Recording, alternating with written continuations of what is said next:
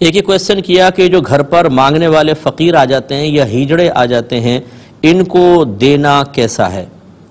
دیکھیں، اگر کوئی ایسا فقیر ہے کہ جو پیشہ ور ہے، آپ اس کو دیکھتے ہیں روزانہ آ کر مانگتا ہے، اس کے علاوہ کوئی کام نہیں کرتا اور ہر گھر سے تقریباً ملتا ہے، اس کے باوجود مانگتا رہتا ہے، اس کا مطلب ہے کہ وہ پیشہ ور ہے، ضرورت مند نہیں ہے۔ ضرورت مند ایک دو سے مانگے گا، جب ضرورت پوری ہو جائے گی تو ختم۔ لیکن یہ تو جو مسلسل مانگتے رہتے ہیں، ان کا تو بڑا بینک بیلنس ہوتا ہے اور اچھا خاصا ان کو مطلب ملتا ہے۔ یہ الگ بات ہے کہ آگے کسی کو ان کو دینا ہوتا ہے، لیکن بہرحال یہ پیشہ ور فقیر ہیں، اور پیشہ ور فقیر کو کتنی اچھی نیت سے آپ دیں گے، اس کو دینا گناہ کبیرہ ہے۔ اس کی وجہ یہ ہے کہ نبی کریم صلی اللہ علیہ وسلم نے ارشاد فرمایا، جو بغیر ضرورت کے لوگوں کے سامنے دست سوال دراز کرے، وہ بروز قیامت اس حال میں آئے گا کہ اس کے چہرے پر گوشت نہیں ہوگا۔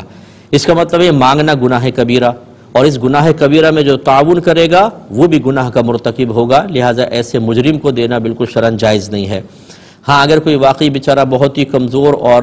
بوڑھا ہے، اپاہج ہے، اور وہ پیشہ ور نہ ہو، یہ ضرور دیکھ لیں تو اس کی تھوڑی بہت مدد کر سکتے ہیں، لیکن بچنا بہتر ہے، اپنے قریب سفید پوش لوگوں کو دیکھیں۔